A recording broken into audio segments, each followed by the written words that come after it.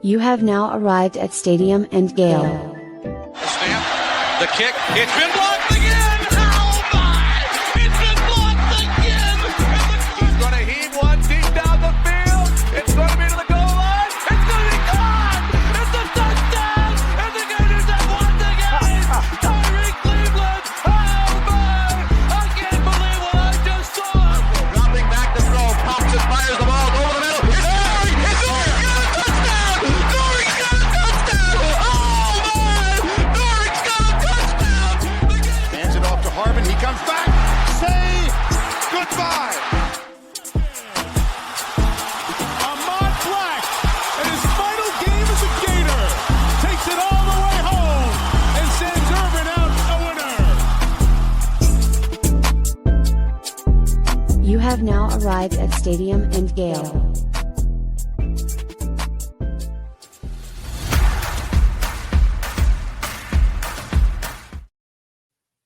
Boys and girls, ladies and gents, welcome to Game Day Eve. It's your boy Corey. It's Dan. And your boy J Scar 25. What up, y'all boys? What it do, baby? That's what it do. 2-5. It doesn't work. Yeah. We're without Nick today. That's all right. His daughter's sick, so that's far more important than this. Big game tomorrow, Florida, Miami. Sunshine State clash. Miami Gardens. This is unfortunate, man. I was looking forward to this game, bro, since the last game, right? Since we got our, BTA last year. My man Lad coming in, I was super excited. It's just not been that type of rivalry week, bro. I just been super chill. Yeah. I have I'm deflated. How you feeling, Jordan? What's up with it, man?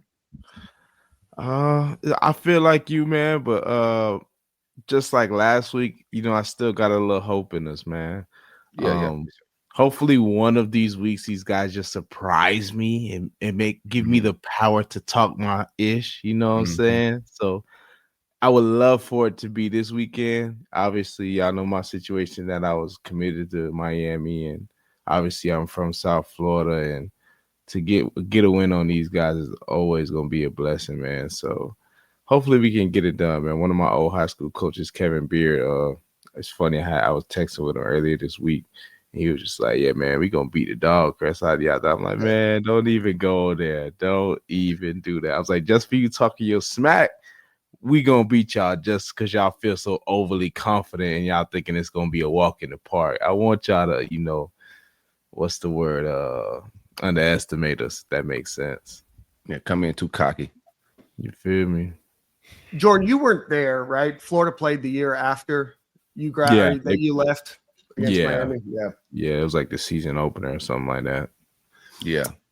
I remember that game distinctly. An ugly football game, if I remember correctly. But no, I mean, I think all of us were pretty hyped about this one. At one point we talked about maybe doing a tailgate for this game and everything else. Obviously, the season hasn't gone as we expected. But I think when you look at everything, I mean, there's always a chance, right?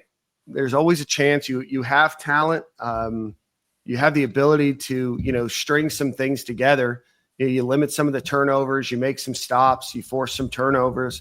And, who knows what it could be. But definitely a different vibe now than I think that we all had at the beginning of the year for this game. Yeah, 100%. And we do got your boy Beck over there, man. So hopefully we can bring out the Georgia Beck and make him sell us a little bit. Yeah, yeah, absolutely. Well, let's get into the game a little bit more. Before we do that, we want to give a shout out to our friends over at the Dykus Burke and Lewis Law Group. Give them a call or visit them, at dykusburke.com or dykusburkelaw.com, DICUSBURKE law.com. They used to work for the insurance industry and now they work against the insurance industry. So if you're looking for anything related to property insurance claims, pipe leaks, water damage, wind damage, hail, hurricane, sinkhole damage, and maybe even a little personal injury, they do that. Located in the St. Petersburg, Tampa Bay area of Florida, but they represent the entire state. Give them a call at 727-258-0043. Again, that's the Dykus Burke and Lewis Law Group 727-258-0043. The best in the business for anything related to property and insurance claims. All right, guys, let's get into the game. Gators obviously sit at 1-2. Miami sits currently at 3-0, including a win over Notre Dame in that win. Ranked number 4 nationally, obviously, Carson Beck has proved to be one of the top quarterbacks in college football right now, completing nearly 80% of his passes. And defense looks decent. Certainly their front 4 looks great. Maybe their linebackers can be a mismatch opportunity for the Gators, and defensive backs have been okay. They have had some vulnerabilities on defense that the Gators hope that they can erase the turnover portion of their game and, hopefully try to capitalize there. But, Florida's offense obviously has struggled this year, only scoring 2 touchdowns against FBS opponents and then a couple field goals. Defense has only allowed 2 touchdowns all season. So it should be a battle of some pretty good defenses in a matter of Florida hopefully getting it together. What do you guys anticipate for this game? I think Miami's going to be so far the best team we faced this season. I think they the strongest offensive line. Strongest quarterback play. I think probably the best OC that we're going to face. So it's going to be a tough matchup. We're going into that building. They're feeling hot. It's hostile. But our defense is really good. I'm a little down that Caleb Banks is out. I know, like I said, all off season when we gave out MVPs, I think he just makes it go. The defense is good without him, but I think it's top tier, one of the best in the country with him. He's out, got a foot injury. So if the guys behind him step up, that defense stifle them and slow them down. We're going to need turnovers to win this one, but they're coming in as the better coached team, better prepared team. I like Shannon Dawson and his offense. We got to find a way to get him a head coaching job somewhere and get him out of Dade. But it's 8.5 points right now, I think, right? So as bad as we've played, the people in Vegas still has this as a 1-possession game, little over a 1-possession game. So I just think we got to come in and like Jordan said in the intro, hopefully this is a game where DJ finds his groove, get hot, come out of his slump. This is the perfect game for it. But we don't want to play this type of football. I hate this type of football, but you got to shorten the game. Yeah. You got to run Jaden Ball, play good defense, and make it a 1-possession game in the 4th and somehow try to win, this game in some type of way. But it's hard for me to come up with a strategic route for what I've seen from us offensively. I don't know, what we put together offensively to go get points to beat this team.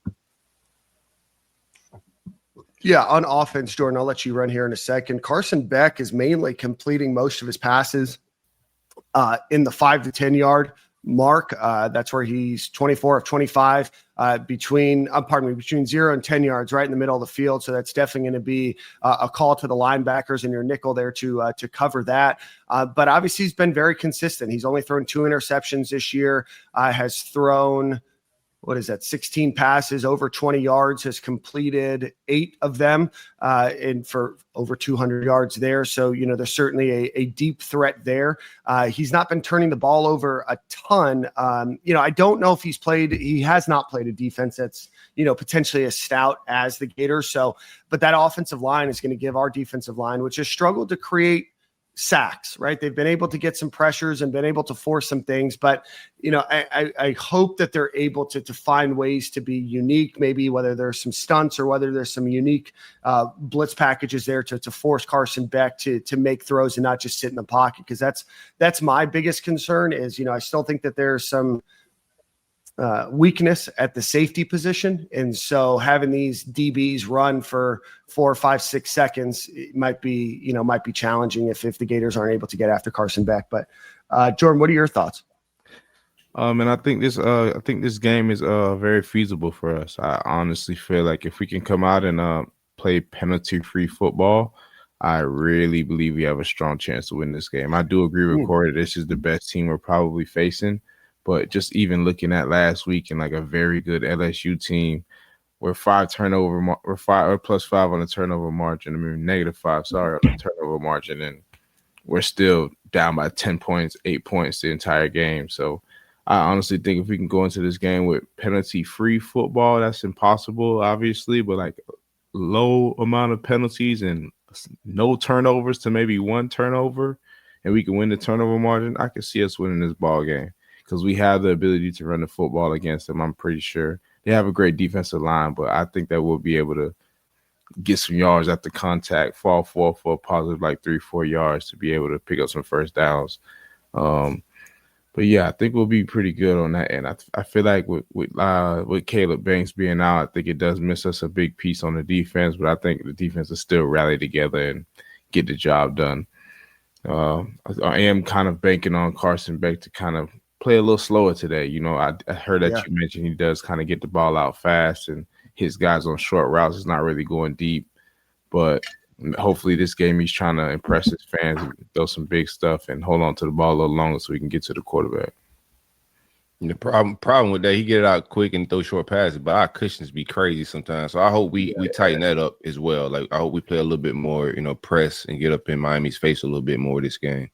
Yeah, and that's what I'm kind of thinking. I'm like, okay, we got 3 games worth of film on these guys. We see they're just trying to make their athletes work in space. They're just getting them the ball fast and making them get yards at the catch. It's not really like it's long developing routes way down the field. So, I mean, as a coach, you would hope that they're actually watching the film and taking this into consideration to kind of take away all the short routes and kind of force them to hold on to the ball a little hitch longer.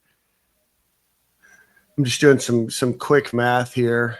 29, 36, 30, 39 of his 86 passes have been 10 yards or less. He's 24 of 25 from the line of scrimmage to 10 yards down the middle of the field. And he's 12 of 14 between the numbers behind the line of scrimmage. So 39 of his 86 passes have been in the middle before the first down mark. So that's going to rely heavily on, what are you doing to minimize the holes that that their offensive line is trying to create for those opportunities in the middle of the field, and how are you able to collapse into the middle of the field so none of those break out, right? So, I think that, our defensive line against their offensive line is going to be a struggle, and certainly something that I, am fearful of the opportunity of Carson Beck having a little bit more time if we're not able to get after the quarterback. But what are we doing if we can't get out of the quarter or can't get at the quarterback to minimize how far those gains can go as he's throwing the ball? He's going to be consistent. He's obviously been turnover prone in, previous times that he's been at Georgia, but right now he looks like he's playing, the best that he's been playing, and certainly has the best protection that he's had in at least the last 2 seasons as he's been playing. So, again, you have to get after him. He is, I guess, a little bit better when he's not blitzed compared to when he is blitzed.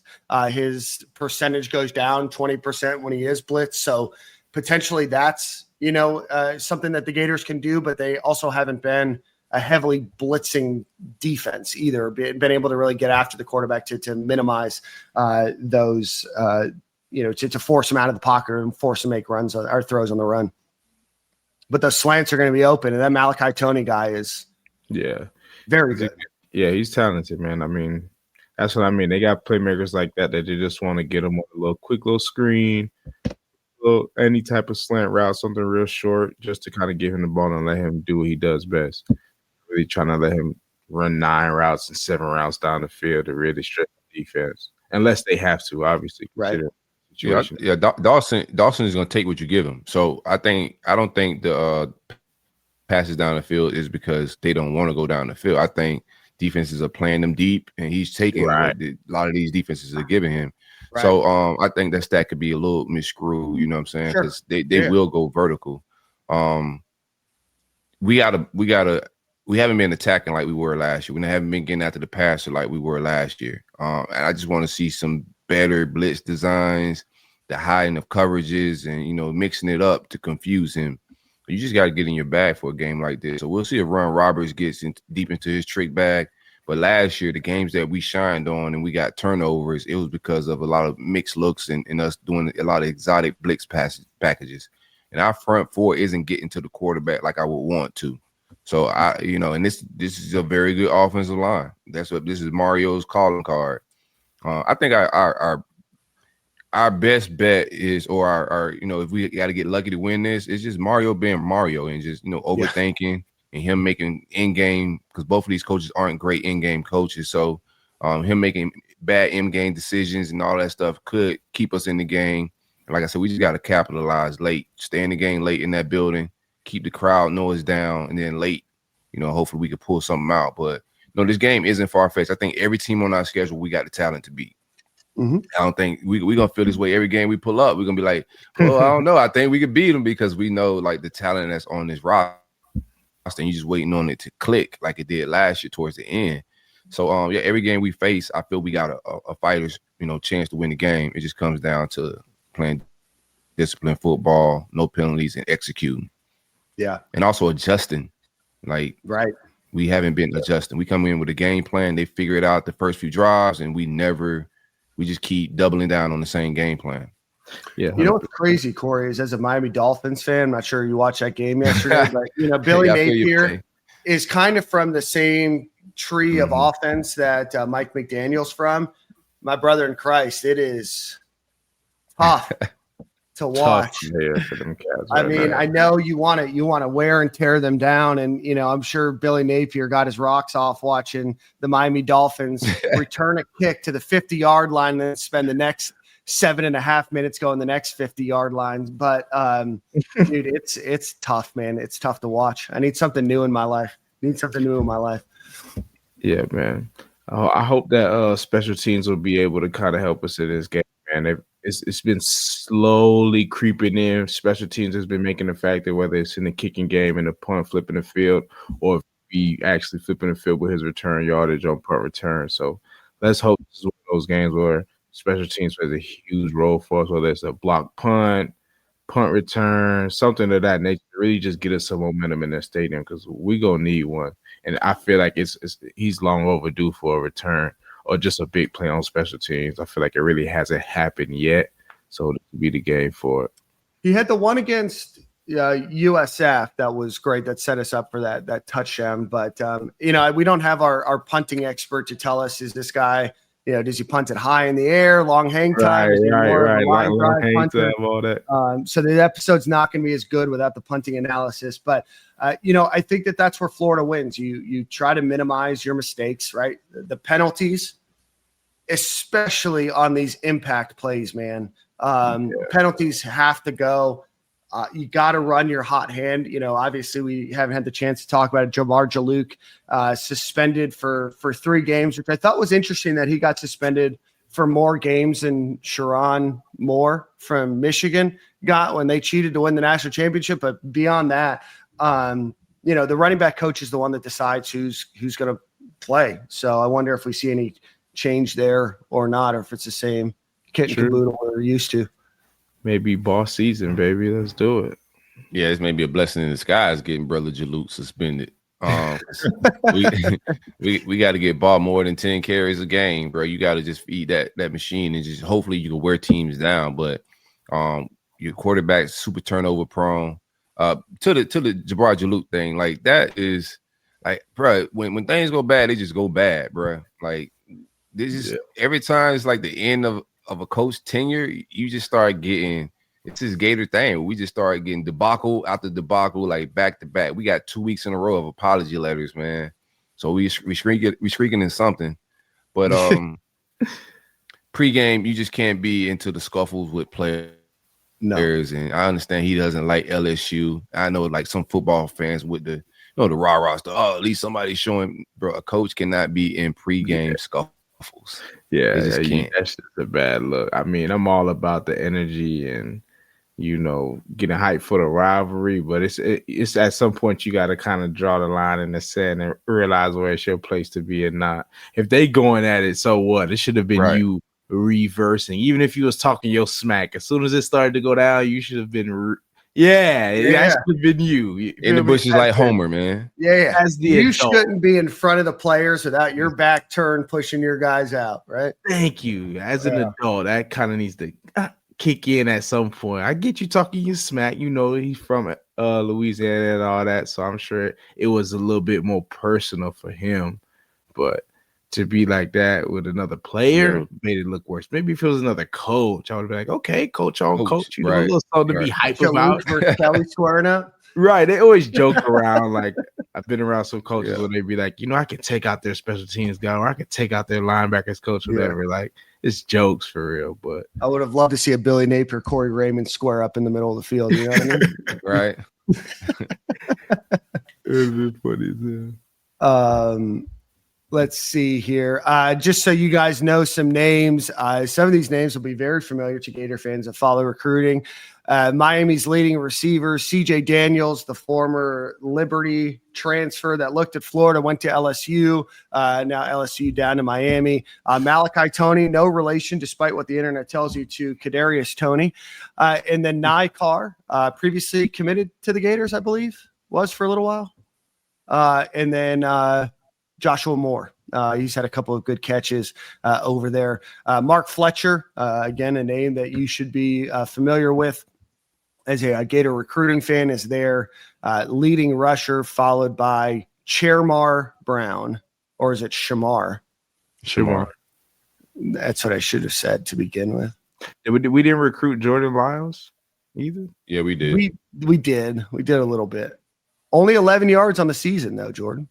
Right. I was expecting to have a little bit bigger season, but I mean, I guess Mark Fletcher doing this.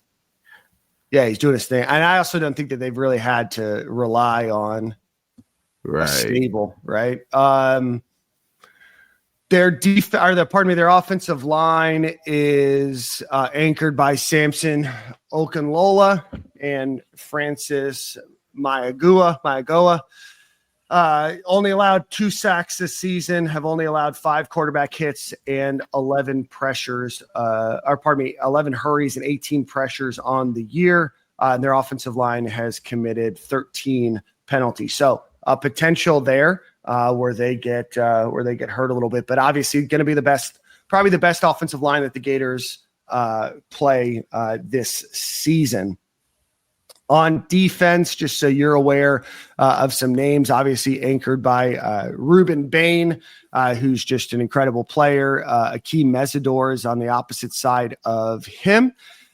And then from a coverage perspective, Jacoby Thomas, Keontae Scott, Xavier Lucas, the transfer from Wisconsin, Zachariah Poser are some names to look out for as well. So their defense this year has 7 sacks, 9 QB hits, 42 quarterback hurries, which is just an incredible amount when you consider where Florida's at.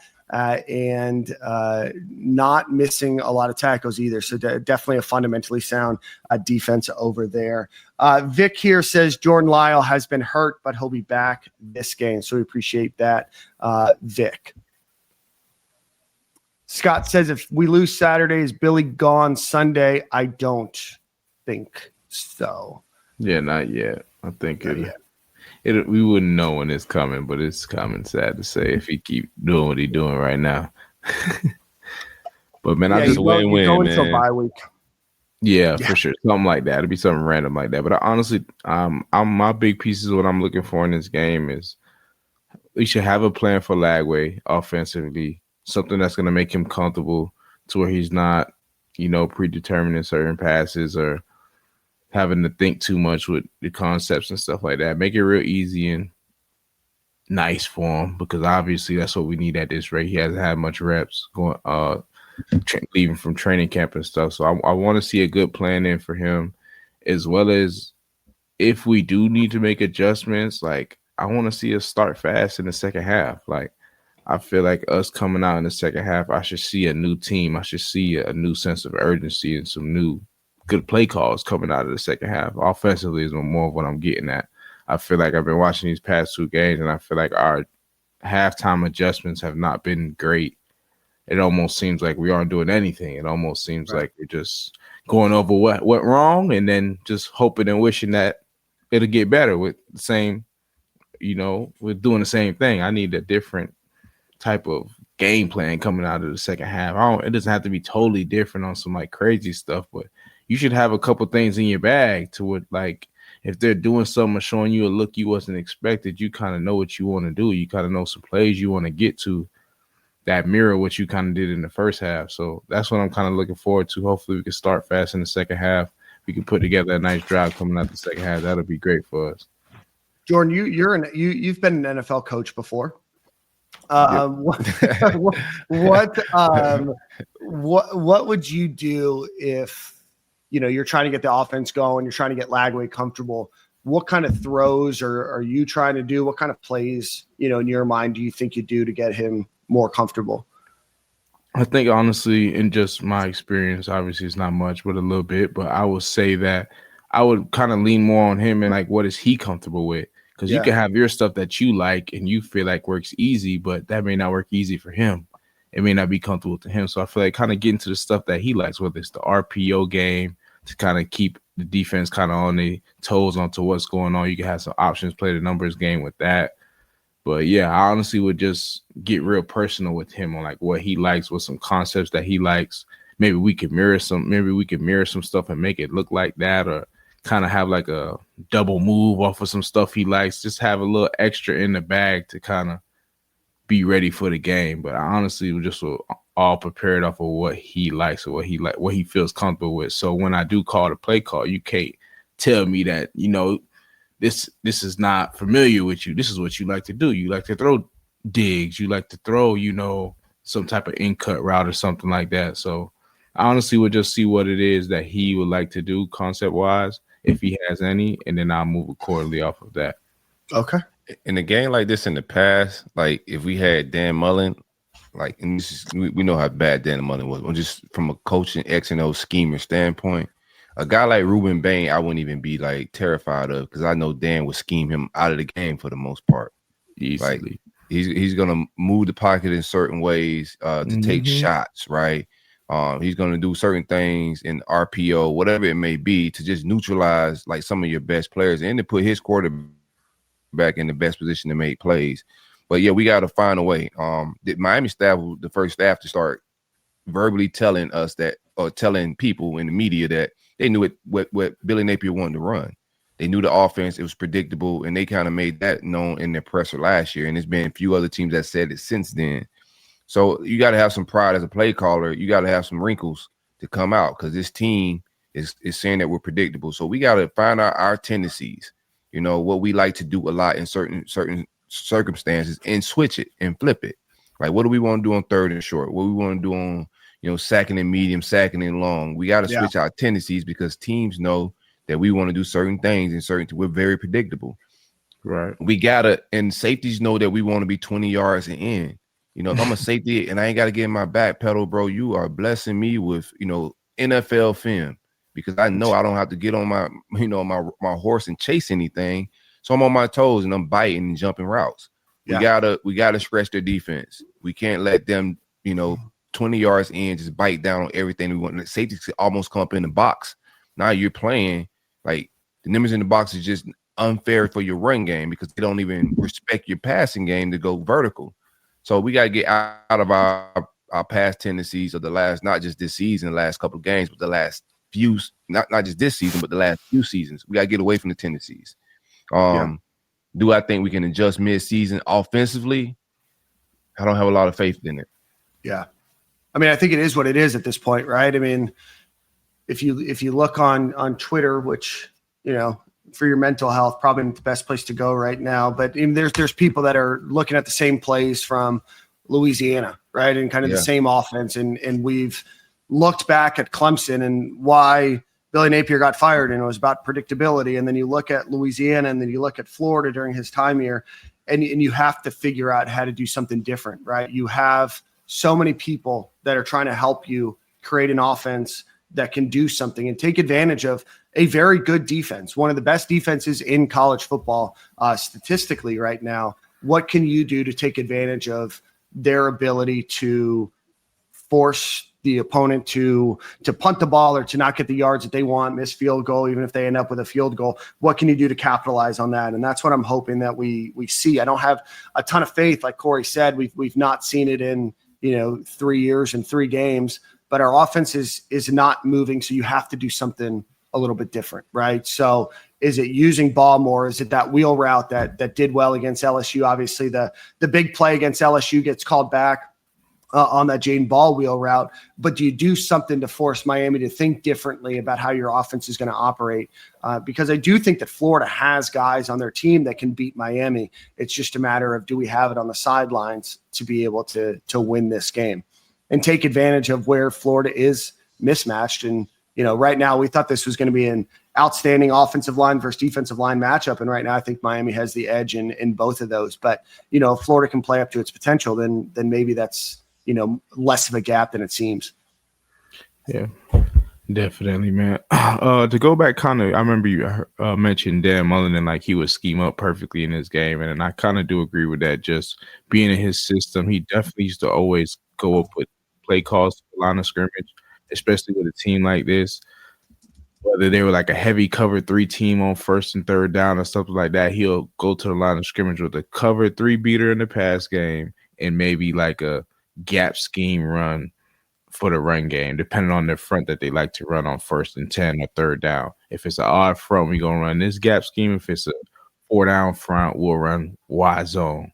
And and that was automatically assumed. So whether we're rolling with the play or changing the play, we know what it is based upon the front. We know what we're running based upon the front. And in the pass game, we know what we called originally. So I feel like just doing little stuff like that can like just give us an advantage. I remember I don't know if you guys remember this. Remember we used to kind of like fake a handoff and then go into a read speed option with Felipe.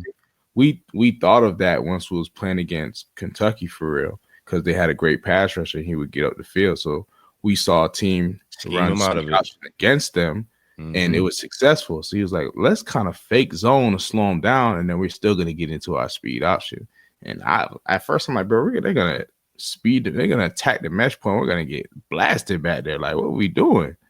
Shoot, we were in the game. That stuff started working. Everybody's feet was froze watching us because they're thinking it's about to just be an inside zone play. And then they freeze their feet and then we can capture the edge on them. I'm like, wow, that was genius, honestly. Hey, he's gonna take your best defensive guy in that front and scheme him out of the game. That's one thing he's good at when he's locked in and care. What's up, Dan? Right. Jordan, one thing that I've noticed Lagway do is kind of when he's going to hand the ball off, it's not every play, but he tends to have a tendency to drop back and like spin and then hand the ball off. Can you describe that compared to just handing the ball off? Is it to try to create You saying like out the pistol or where? Out the pistol, backs, kind of spins around to hand the ball off? I think sometimes that's just kind of how they drew it up. Some people like to do the wrap ball handling, which is like, let's just say I'm running to the right side of the formation. I'll give him the ball to my left so he can wrap back to the right. Gotcha. Okay. It gives the defense the inclination that we're running left because the handoff's on the left, but really the blocking scheme is going to the right. Kind of like a counter. Makes sense. Yeah, it's kind of like a counter of some sort. But in pistol, most of the time, teams do wrap ball handlings on mid zone, inside zone, and trap plays, kind of like a fast hitting kind of trap play. They do like wrap ball handling where the running back will go, if it's 14 zone or whatever, as a zone run to the right, it'll be a left handoff and to be wrapping back to the right to get behind your blockers. Awesome. I appreciate that. I'm trying to learn something new every day. All right, guys. So that's kind of where we're at with Miami and Florida. Miami is currently, I guess, depending on where you look, somewhere between a 7.5 and 9.5 point favorite in this game. Over under is anywhere between 50.5 to 52.5, depending on where you're looking. And then Fox Sports does their data analysis. They have Miami winning 28-16, approximately. So let's get into the pick'em portion of this show, and we'll go Corey, Jordan, and then me. Corey, start with you. DJ Lagway gets 225 yards in the air. Yeah, I don't think yards is the problem. Right. Oh, we'll get there. I'm going over on the yards too, man. I figure whether it's a game where we're playing from behind trying to win it at the end, or he gets up early just off a few big explosive plays. We haven't yet to seen any real big explosive plays in his big arm that we seen last year. So hopefully that comes alive, or he can just play a nice, clean game and still get to that yardage because that's very doable for him. Okay, perfect. Yeah, I'm over as well. We're going to go Jaden Ball, 15-plus carries or more. I pray. I would give me the under, man. I don't think so. These guys. I'm gonna tell you one thing about this staff. When the fans think they're right about something, this staff is dedicated to try to prove them wrong. Oh yeah, you are. Yeah, they're a very headstrong group of folks. For sure. Oh man, they're like the conductor of the orchestra when the Titanic sinks. It's like keep going, just keep going. Let it rip. Louder. Yeah. Right. Yeah, I'm not sure who will be the one, getting these guys in and out as far as running back wise, but I'm leaning on the overside because I just hope and pray that's what we finally do. I mean, you got a guy that can be a feature back just about any team in the country, and we just need to be that team to actually use that guy and not use him like he's a average Joe. So I guess that's just my hope and wish that he goes over. So I got to lay with the over on that one. Feed the machine, man. Feed it. It's different. Yeah, I'm gonna go over on this one. I think that potentially we have the chance to learn from our mistakes here. I think that there's just such a gulf between the two right now that he's gonna get more carries than we anticipate. All right. Over under 51.5 points in the game. Me under. You say 50.5? 51.5. Yeah, give me over. We're gonna have to go get some points to win this, I know our defense is this is another one of my takes before we move on. I know our defense has been stout, but I think this is gonna be their toughest test, from a mental standpoint. Being able to stay locked in if the offense is struggling, do you fold? I think we match up very good, bro. Like I know we in our pick 'em stage, but I think we match up very good. Like we got linebackers that's gonna get to the running back. Our defensive front, like the pass rushing isn't as elite as we thought it would be, but we're very stout versus the run. Our secondary guys that can go. We match up very well with their receivers. Nothing in their receiving room scares me deep. I like Malachi Tony, but he don't put the fear of God in me like that. He's good. He's gonna make plays, but bruh, we match up very well versus this team. It's just the offense being able to put drives together to keep our defense off the field from being tired and and just getting frustrated. But we match up well. But we're gonna have to go get some points too. Yeah. Jordan, over under 51.5. I think I'm going against the grain here, man. I'm gonna go under. I feel like our defense has been playing pretty lights out, and I'm banking on the fact that we will continue to do so. LSU has a pretty good offense as well as offensive scheme, so I feel like for us to hold them to 22 points, 21 points with 5 turnovers, 20 points, but 5 turnovers. How much short field we gave them, and the defense was not playing. Obviously, we don't have Caleb Baines. He played a huge role in that defense last week, but I think without him, it's not that much of a drop off defensively. It is a slight drop off, but not that significant. So I'm laying with the under here. I think that we'll manage to keep them under 28 points, maybe, or at 28 points ish. And I tend to agree with you, Jordan. I think it's going to be a lower scoring game. I think that the Gators have a pretty good defense, but also have a strong defense, and hopefully it matches up well against Miami. But I think Florida just likes to run the clock out, right? They like these 5, 6, 7, 8 minute drives, that I think, definitely speeds up the game. So I'm going to go under, not by a ton, but by close. It's that time. We have to bring it up. Oh, by the way, you know who I think is coaching running backs? William Peagler. Back. Oh my God, bro. Yeah. Up the bets. Oh my God, we got Peaks at the running back coach. I'm Peaks, man. If you're listening, feed the ball. Yeah, do it. It's simple, do, man. Yeah, 13 is good. You want to be a fan? You want to win some fan, favorite energy? Just Leave him in the game. Don't take him out. If you want to make the list, if you ever want to be featured on the list, this is your opportunity to prove that you belong. There's nothing Peace can do to get on any list of any sort. Yeah, no, you're probably right. Do Florida Gator quarterbacks throw 1.5 interceptions or more? Over or under? Under. Give me the under. Okay. I got faith in my guy too, man. He's gonna snap back here in a minute, bro. This guy go vertical. Throw the ball away too, bro. If people ain't open in this terrible scheme. Oh, the legs still work. I don't think they run it. I think they also need to utilize him more in the run game. Yeah, we acting like he got one hamstring or something. Yeah, like he must not be all right because he's not choosing to run. When he runs, he looks straight. It don't look like he not all right. He dropped the helmet too, and he brings the boom a little bit, gets up.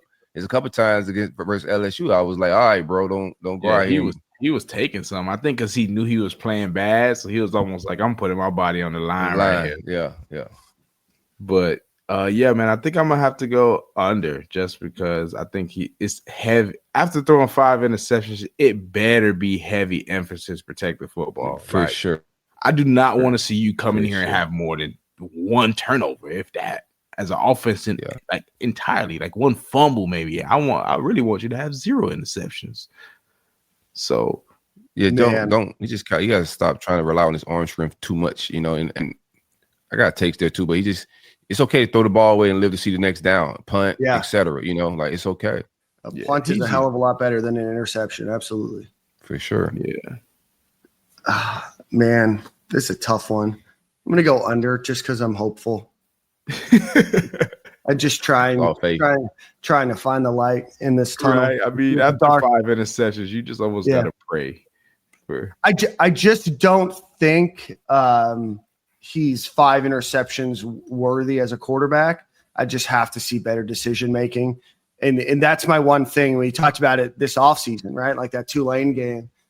You just got to try to stop throwing it into triple coverage and thinking that you're athletic or strong enough to get it through triple coverage. Because you may be able to one time, but more often than not, you're not going to be able to, right? So just throw it away. Yeah.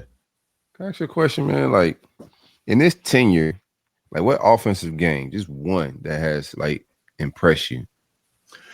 We talked about that, right? I mean, I think maybe the Kentucky game is the last game that kind of looked some sort of semblance of something, but even still, I don't know. Yeah. I wouldn't even say Kentucky. I think that was just more of Jaden Ball coming out his shell. He was making plays happen in the run game as far as these are just normal runs that were being called, and he was just turned into a beast out there. It wasn't It wasn't like Lagway was tearing him up and down the field. He did good too, but I feel like it was a definitely heavy emphasis of Ball's just athletic ability being displayed more than a clinic of offensive system being shown to us. Right. I think you made a good point. I don't think they've ever really had a game that's featured both. Right. All this talent, that was my biggest thing is how does he know how to utilize all of it? All of these receivers, the running back room, DJ Lagway, and I'm not even gonna mention the tight end room because they shouldn't be featured as much as they are. But it's a lot of talent in that offense. They get more love than the receivers. Yes, even when we go 4 wide, right? You'd be like, okay, we're not in 12 personnel, but you still got 2 tight ends on the field, bro. We're like, why you got 2 guys that are not gonna just route up a DB in the SEC? Only reason why I think they do it, which I see why, but it's just not working in our favor. I think they love to come out in 12 personnel because you normally get base to 12, which is meaning you have more linebackers on the field. Less Everybody DB. knows, Jordan. Everybody knows what they're trying to do. That's but why it's it doesn't just not work. working, right? Yeah. So we need to try something else. Yes, we're not passing good against base. It's not that it doesn't make that much of a difference. That is not one more DB on the field. That's not we're not taking advantage of that. We don't have that type of tight end to put 2 of those guys on the field to where they're making such a significant role in the pass game. I think we just need to just roll out an 11, bro, 10, 11. Yeah. Live in that world and shoot. If they got an extra DB, so what? our receivers are better than their DBs. That's what we just got to buckle up and say. I think we're still a little bit shy, a little bit scared that these guys are young. Well, we have transfer guys who aren't young. I don't know why Aiden Mizell's not playing more. I'm not saying like like we got receivers ready to go. Like I really don't get it. But bro, last year Mizell put stuff in a blender when given opportunity. We seen what he did on Georgia, the Mississippi State game, bro. When he's gotten opportunities, he's cooked. He just don't get the opportunities, and it's just like mind-boggling, bro. Like players making plays. Mizell should get it.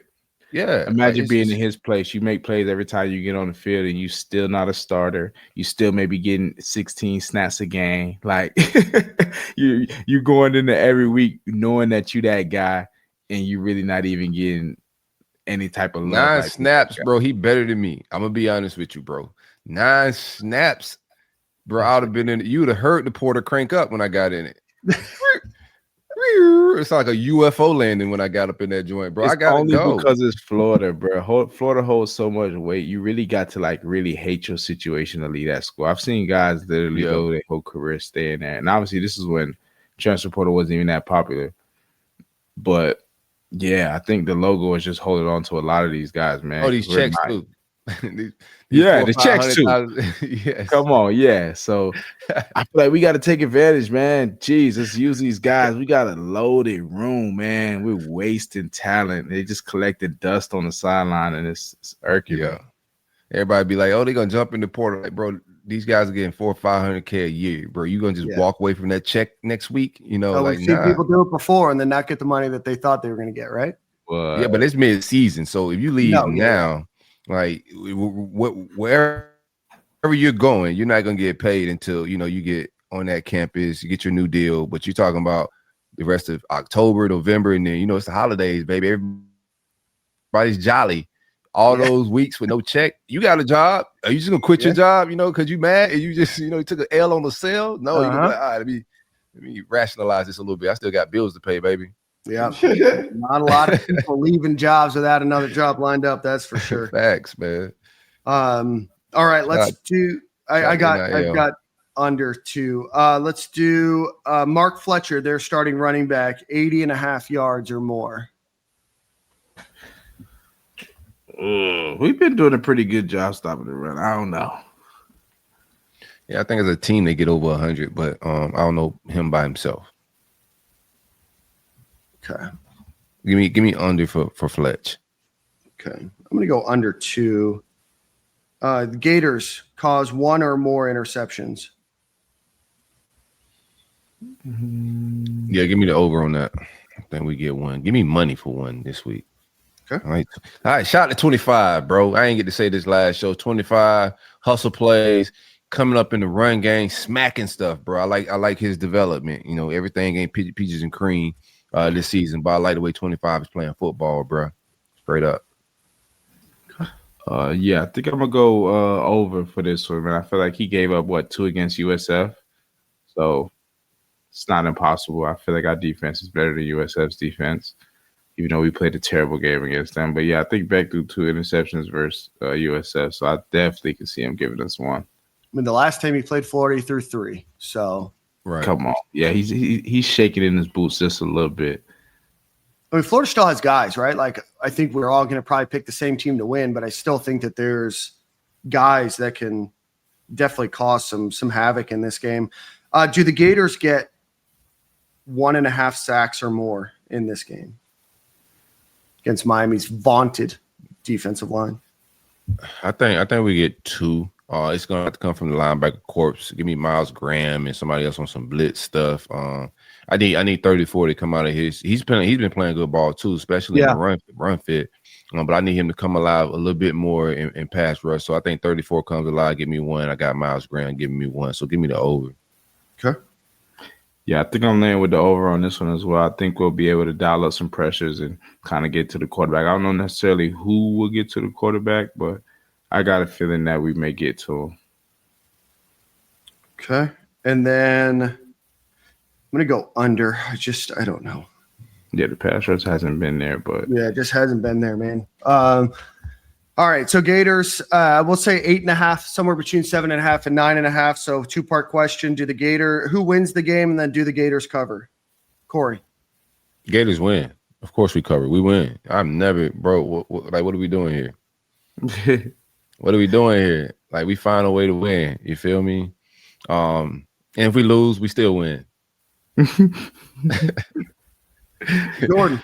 We win. Yeah, but I definitely think we covered this spread up. I think this is a good trap. Everybody's kind of turning their backs on us and basically feeling like we're done for the season. It's fire Billy. It's, rah. The 8 points has me kind of feeling that it's coverable because, I mean, considering last week, you got a quarterback that threw 5 interceptions. You're going against a top 5 team now. We're not even ranked. It should be way bigger than that, right? I mean, that's what I'm just assuming. We at their house. Yeah, so their rented house. Yeah, right. Their rented house. Their shared apartment. We have nothing to lose. Did you see some? We legit have nothing to lose, man. There were some. Like, we already cheeks. There's some fans that were complaining, Miami fans that were like, well, because the Dolphins aren't playing here this weekend, can we get a fully painted end zone? I'm like, man, these are just problems that I don't have to deal with. Oh my God, bro. This game? That's crazy. Can we get them? My Gator boys gonna come out and win, baby. Okay. Ain't nothing else to it. All right. Well, I have Miami and Florida not covering this one. So win-win across the board. Hopefully I'm wrong. I'm going to be cheering. Get this guy out of here, man. Get him out of here. Boo. But I'll be there. I'll cheer every Saturday, just like I'll cheer for the Dolphins every Thursday or Sunday. But I also won't let it affect my life, so don't let it affect yours. Next week, we'll do a rundown, kind of a quarter or a third of the way through the season on where we sit on over-under. We'll do that on the main show because we won't do a game day eve next Friday. I'll actually be in Columbia, so you guys are more than welcome to do one. Nice. Nice. When in Rome? Anywho.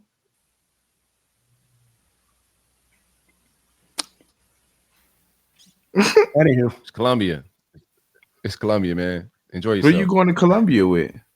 I'm going on a yoga retreat.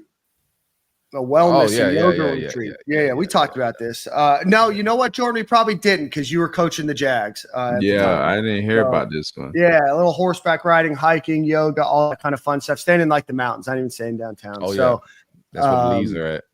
No, you're gonna be hanging in. You're gonna be hanging out. Okay. Yeah. It'll be a good trip. So I'll be here Monday, leave Tuesday. But guys, we appreciate everybody for watching. Before you leave, HD Jarhead Rider, thanks for the super chat. Billy's gonna send out 2 tight ends, and it'll be Groundhog Day. Or 2 tight ends, and it'll be Groundhog Day. Every day. I was having a good day, bro. I'm start talking about this. I appreciate you getting that before the show ended. That's not nice, bro. We leave the show with 2 of the 3 of us picking the Gators to win the game, and then we're reminded of 12 personnel being run out and orbit motions.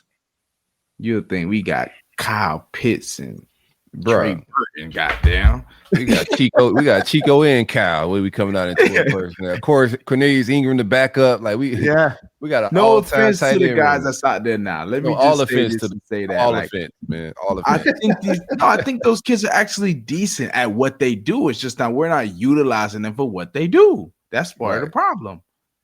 We trying to make them something that they're not, and then being mad at the results. I mean. Yeah, if we telling Lagway to go out, not Lagway. If we telling Jaden Barr to go out to receiver and go run a slant in a dig, we will. He will, but it may not. That's probably not the best guy suited for that job. Yeah, so we gotta don't threaten Billy with a good time. He'll run it back out there to run the whole route tree in a second. He don't care. What? Well, before you head out of here, please hit the like button, the subscribe button. Please hit the retweet button. And if you're listening on the podcast platform, please rank us 5 stars if you can. We appreciate you guys. We'll see you on Monday. Go Gators. Beat the Hurricanes. We'll see you guys next time.